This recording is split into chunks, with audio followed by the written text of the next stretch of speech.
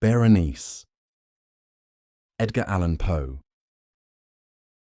Published 1835. Misery is manifold.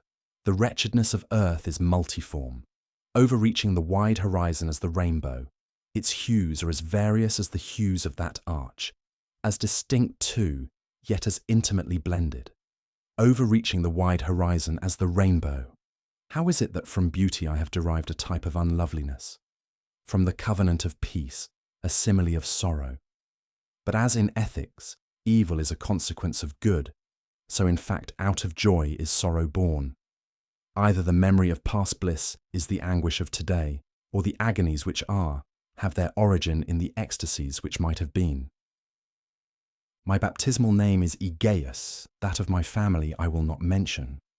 Yet there are no towers in the land more time-honoured than my gloomy, grey hereditary halls. Our line has been called a race of visionaries, and in many striking particulars, in the character of the family mansion, in the frescoes of the chief saloon, in the tapestries of the dormitories, in the chiselling of some buttresses in the armoury, but more especially in the gallery of antique paintings, in the fashion of the library chamber, and lastly in the very peculiar nature of the library's contents, there is more than sufficient evidence to warrant the belief. The recollections of my earliest years are connected with that chamber and with its volumes, of which latter I will say no more. Here died my mother. Herein was I born. But it is mere idleness to say that I had not lived before, that the soul has no previous existence. You deny it? Let us not argue the matter. Convinced myself, I seek not to convince.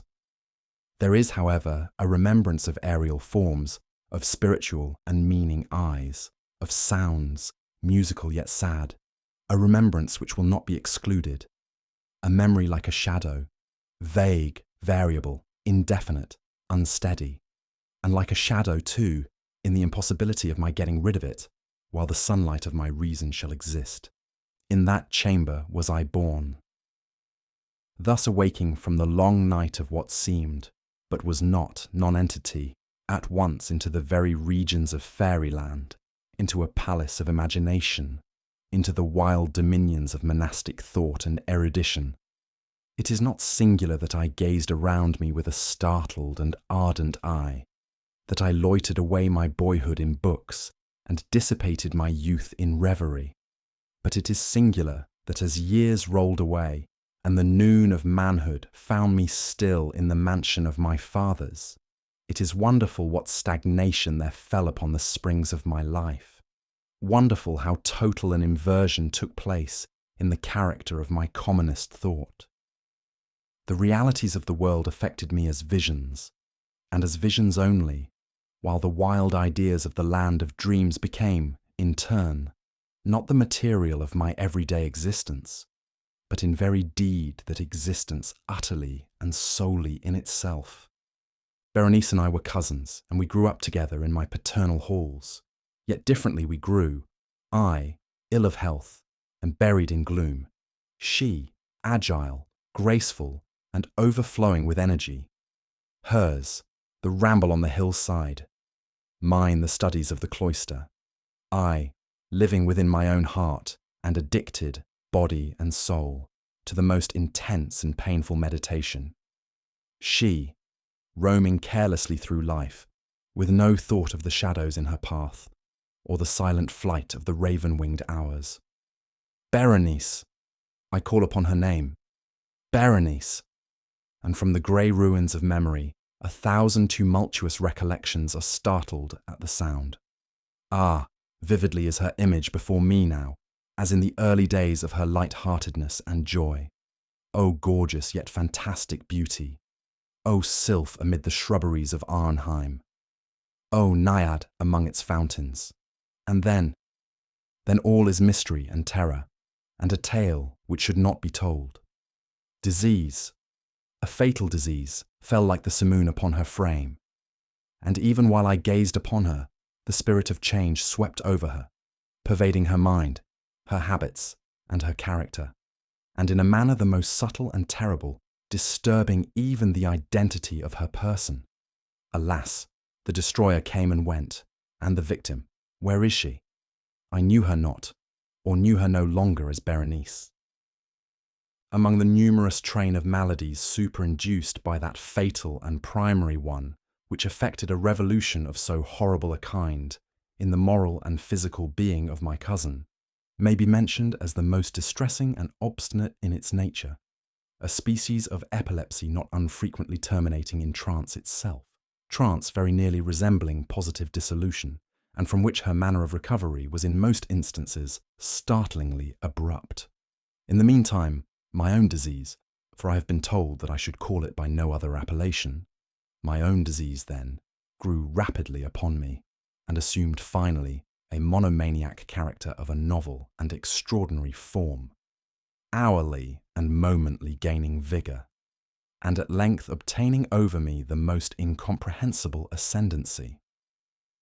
This monomania, if I must so term it, consisted in a morbid irritability of those properties of the mind in metaphysical science termed the attentive. It is more than probable that I am not understood, but I fear indeed that it is in no manner possible to convey to the mind of the merely general reader an adequate idea of that nervous intensity of interest with which, in my case, the powers of meditation, not to speak technically, busied and buried themselves in the contemplation of even the most ordinary objects of the universe. To muse for long unwearied hours, with my attention riveted to some frivolous device on the margin, or in the typography of a book, to become absorbed, for the better part of a summer's day, in a quaint shadow falling aslant upon the tapestry or upon the floor, to lose myself, for an entire night, in watching the steady flame of a lamp or the embers of a fire, to dream away whole days over the perfume of a flower, to repeat monotonously some common word until the sound, by dint of frequent repetition, ceased to convey any idea whatever to the mind, to lose all sense of motion or physical existence by means of absolute bodily quiescence long and obstinately persevered in. Such were a few of the most common and least pernicious vagaries induced by a condition of the mental faculties, not, indeed, altogether unparalleled, but certainly bidding defiance to anything like analysis or explanation. Yet, let me not be misapprehended.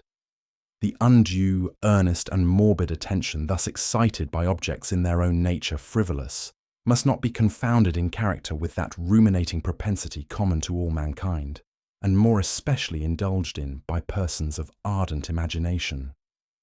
It was not even, as might be at first supposed, an extreme condition or exaggeration of such propensity, but primarily and essentially distinct and different. In the one instance, the dreamer or enthusiast, being interested by an object usually not frivolous, imperceptibly loses sight of this object in a wilderness of deductions and suggestions issuing therefrom, until at the conclusion of a daydream often replete with luxury, he finds the incitamentum, or first cause of his musings, entirely vanished and forgotten. In my case, the primary object was invariably frivolous, although assuming, through the medium of my distempered vision, a refracted and unreal importance. Few deductions, if any, were made, and those few pertinaciously returning in upon the original object as a centre. The meditations were never pleasurable, and, at the termination of the reverie, the first cause, so far from being out of sight, had attained that supernaturally exaggerated interest which was the prevailing feature of the disease.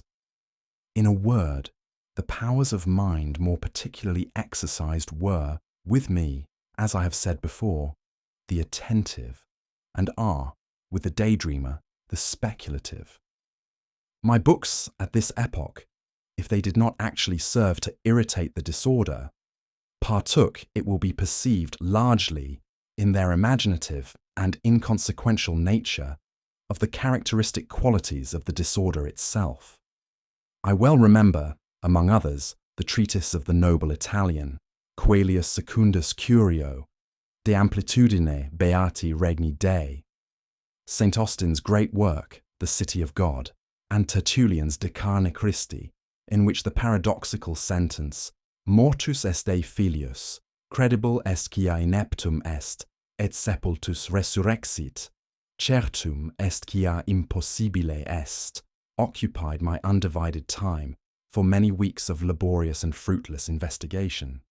Thus it will appear that, shaken from its balance only by trivial things, my reason bore resemblance to that ocean crag spoken of by Ptolemy Hephaestion, which, steadily resisting the attacks of human violence and the fiercer fury of the waters and the winds, trembled only to the touch of the flower called asphodel. And although, to a careless thinker, it might appear a matter beyond doubt, that the alteration produced by her unhappy malady in the moral condition of Berenice would afford me many objects for the exercise of that intense and abnormal meditation whose nature I have been at some trouble in explaining, yet such was not in any degree the case. In the lucid intervals of my infirmity, her calamity, indeed, gave me pain, and, taking deeply to heart that total wreck of her fair and gentle life, I did not fail to ponder, frequently and bitterly, upon the wonder-working means by which so strange a revolution had been so suddenly brought to pass. But these reflections partook not of the idiosyncrasy of my disease, and were such as would have occurred, under similar circumstances, to the ordinary mass of mankind. True to its own character, my disorder revelled in the less important but more startling changes wrought in the physical frame of Berenice, in the singular and most appalling distortion of her personal identity. During the brightest days of her unparalleled beauty, most surely I had never loved her.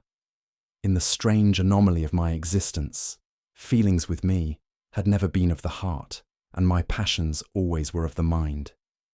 Through the grey of the early morning, among the trellised shadows of the forest at noonday, and in the silence of my library at night, she had flitted by my eyes, and I had seen her. Not as the living and breathing Berenice, but as the Berenice of a dream, not as a being of the earth, earthy, but as the abstraction of such a being, not as a thing to admire, but to analyse, not as an object of love, but as the theme of the most abstruse, although desultory speculation. And now I shuddered in her presence, and grew pale at her approach.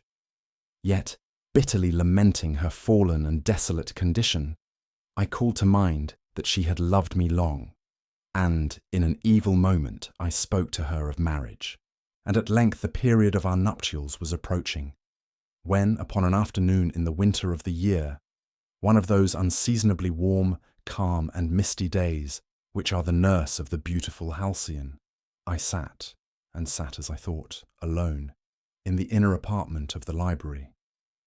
But uplifting my eyes, I saw that Berenice stood before me.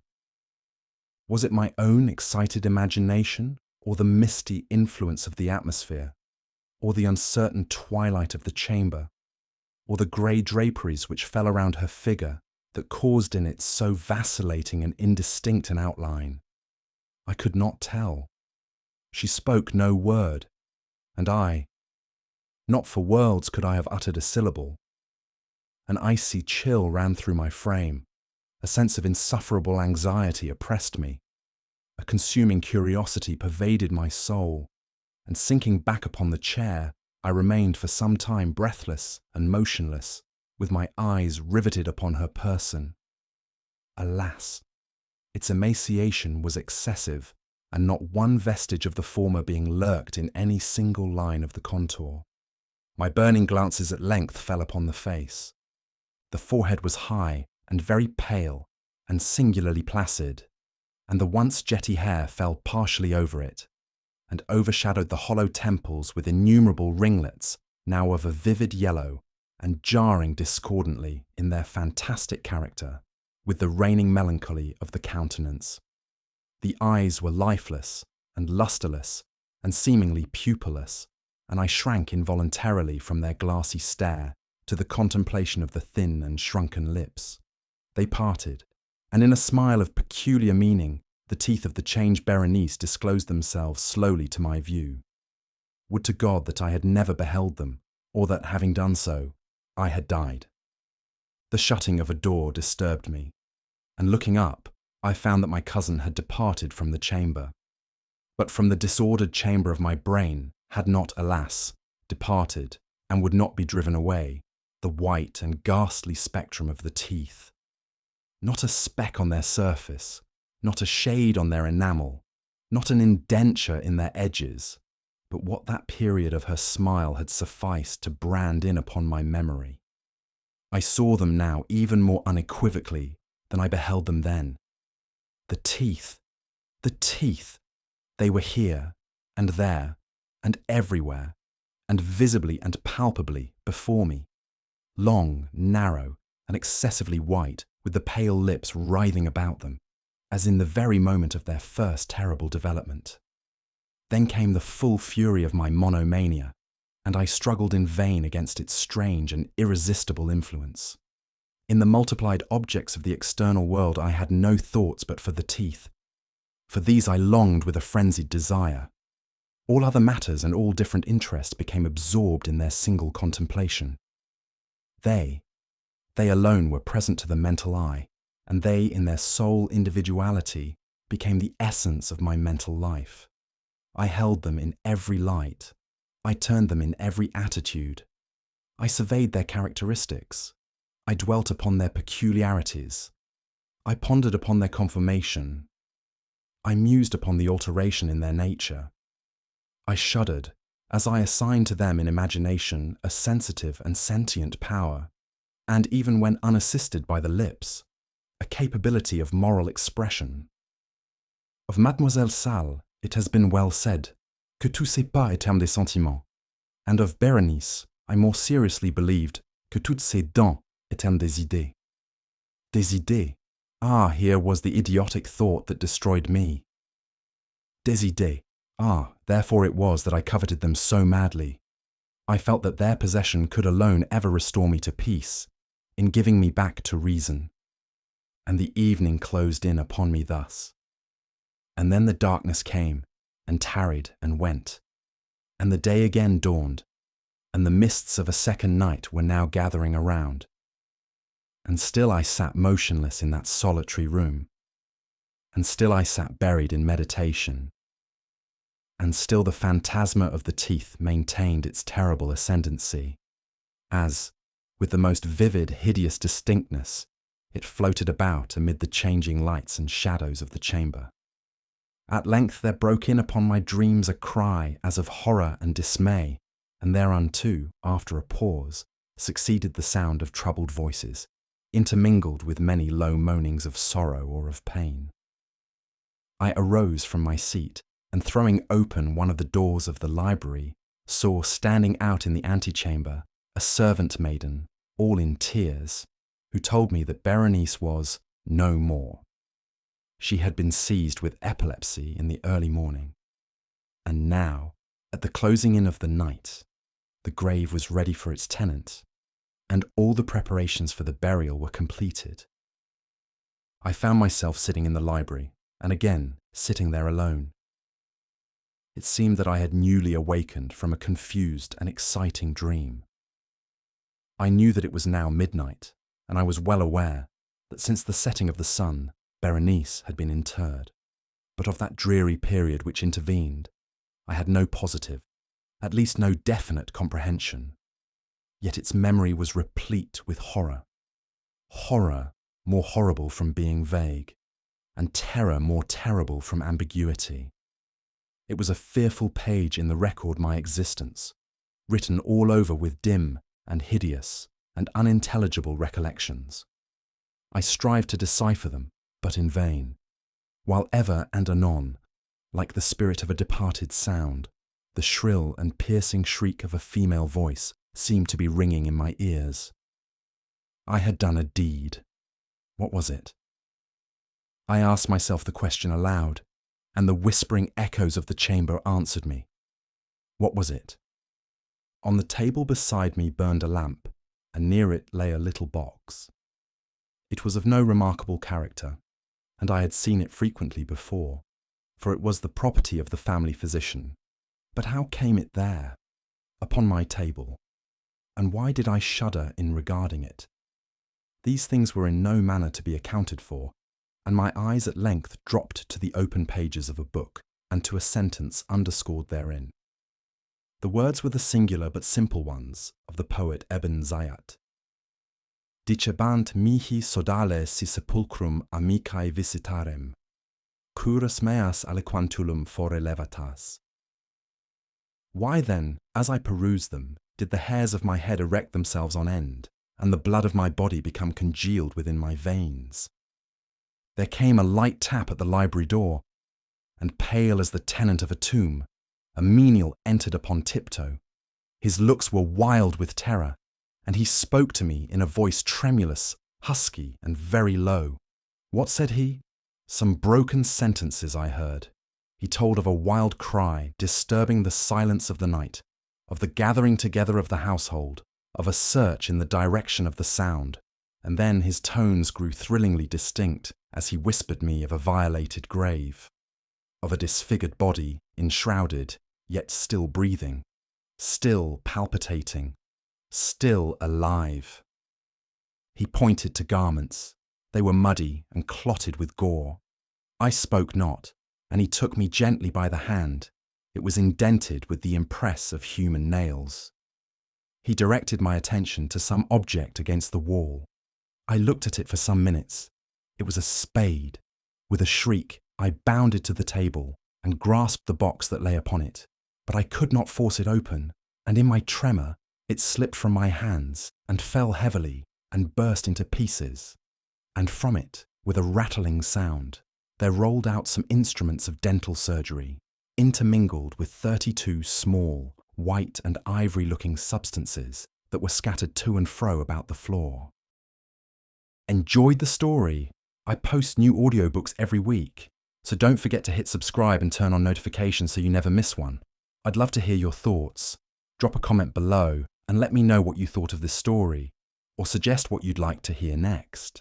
Before you go, please consider treating yourself to a free audiobook on Audible. Just click the link in the description, start your free trial, and dive into thousands of classics. No strings attached, your first book is free, and it helps support the channel. Happy listening.